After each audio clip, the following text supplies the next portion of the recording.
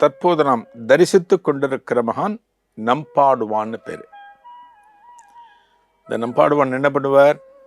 தாழ்த்தப்பட்ட குலத்தை சார்ந்தவர். கோவிலுக்கு உள்ள போய் இறைவனை தரிசனம் செய்வதற்கு அந்த நாட்கள்ல இவர் குலத்தவருக்கு அனுமதி கிடையாது. ஆனாலும் பக்தி ஸ்ரத்தையோடு பிரம்ம முகூர்த்தத்துல குளிச்சு முடிச்சுட்டு இந்த கோவில் வாசல்ல நின்று கையில யாழ் வச்சுண்டு பெருமாளை பற்றி பாடுவார். இவர் பாடுறதுல எக்ஸ்பர்ட், நல்ல பாடுவார். அவர் அப்படித்தான் தினமும் பெருமாளை வழிபட்ட, கோவிலுக்குள்ள போகவே இல்லை. பெருமாள் வழிபாட்டுல ரொம்ப முக்கியமான வழிபாட்டு தினம் அப்படின்னா ஏகாதசி உண்டா இல்லையா? ஏகாதசி ஒரு வருஷத்துல 25 ஏகாதசி வரும். எல்லா ஏகாதசியுமே சிறப்பு. மார்கழி மாசம் வளர்பிறை ஏகாதசி வைகுண்ட ஏகாதசி. கார்த்திகை மாசத்துல வளர்பிறை காலத்துல வரக்கூடிய ஏகாதசி கைசிக ஏகாதசி. நல்ல கவனிங்க, கைசிக ஏகாதசி. வைகுண்ட ஏகாதசியை விட வைணவர்கள் இந்த கைசிக ஏகாதசியை சிறப்பித்து சொல்வார்கள்.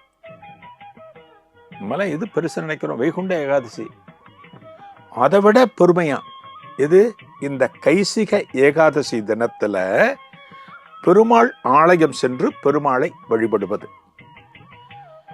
இந்த கைசிகம் அப்படின்னா என்ன அர்த்தம் அப்படின்னா ஒரு ராகம்.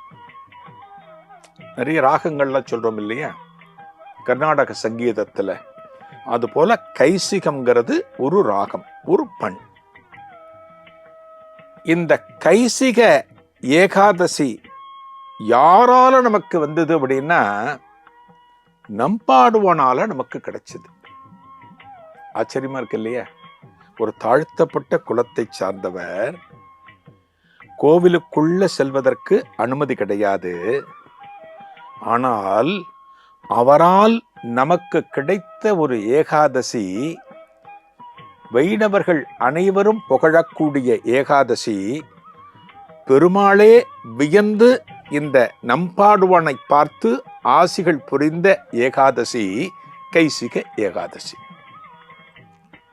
எப்படி இந்த கைசிக ஏகாதசி வந்தது அப்படின்னா, கார்த்திகை மாசம் வளர்பிறை ஏகாதசி கைசிக ஏகாதசி. ஒரு கார்த்திகை மாசம் வளர்பிறை தினம் அன்னைக்கு ஏகாதசி. அன்னைக்கு நம்பாடுவான் தன்னோட வீட்டுல இருந்து ராத்திரி புறப்படுறான். ராத்திரி ஏகாதசி இன்னைக்கு ராத்திரி பெருமாளை தரிசனம் பண்றது, அடுத்த நாள் துவாதசி, துவாதசி அன்னைக்கு விரதத்தை முடிக்கிறது, இதெல்லாம் ஒரு சம்பிரதாயம், ஒரு நடைமுறை. அன்னைக்கு ராத்திரி கோவிலுக்கு காலையிலையும் தரிசனம் பண்ணியாச்சு, மத்தியானமும் தரிசனம் பண்ணியாச்சு. எங்க திருக்குறுங்குடி அழகிய நம்பிய அன்றைய தினம் இரவும் தரிசிக்கலாம், இந்த பெருமாளை தரிசிக்கலாம், அன்றைய தினம் அவர் மேல் ஒரு பாடல் பாடலாம் அப்படின்னு வீட்டிலிருந்து புறப்படுற நம்பாடுவான். புறப்படு வந்துட்டு இருக்க எங்க திருக்குறுங்குடி அழகிய நம்பி கோவிலுக்கு வந்துட்டு இருக்க. அந்த காலத்துல தெருவில் என்ன விளக்கெல்லாம் இருந்தது, ஸ்ட்ரீட் லைட்லாம் இருந்தது, ஒன்றும் கிடையாது. ஒரே காடு மாதிரி இருக்கும். அந்த காட்டு வழியா வந்துட்டு இருக்கார் நம்பாடுவன். வந்துட்டு இருக்கார். வருகிற வழியில ஒரு பிரம்ம ராட்சசம். பிரம்ம ராட்சசம் அப்படின்னா என்ன? பேய் பிசாசு. பேய் பிசாசு. இந்த பேய் பிசாசு கிட்ட நம்ம மாற்றுறது அப்படிங்கிறது இருக்கு பார்த்தீங்களா, கதை முடிஞ்சிடும். அது பேய் பிசாசெல்லாம் என்னென்ன வெறியோடு இருக்கோ நம்ம நிறைய கதைகள்லாம் பார்த்துருக்கோம். பேய் பிசாசை பற்றி எவ்வளோ படங்கள்லாம் பார்க்குறோம், எவ்வளவோ கதையெல்லாம் படிக்கிறோம், எல்லாமே படிக்கிறோம். ஒரு பிரம்ம ராட்சசம், அதாவது ஒரு பிசாசு ஒன்று ஒரு மோசமான தோற்றத்தோடு வழியில நிற்கிறது. நம்மளோட எங்க போயிட்டு இருக்கார்? கோயிலுக்கு போயிட்டு இருக்கார். யாரை தரிசனம் பண்ண? பெருமாளை தரிசனம் பண்ண, அழகிய நம்பிய ஏகாதசி இன்னைக்கு. போறப்ப இந்த பர்ம ராட்சசம் அவரை வழிமறிக்கிறது. யார? நம்பாடுவான. என்ன தெரியுமா சொல்றதா இந்த பிசாசு?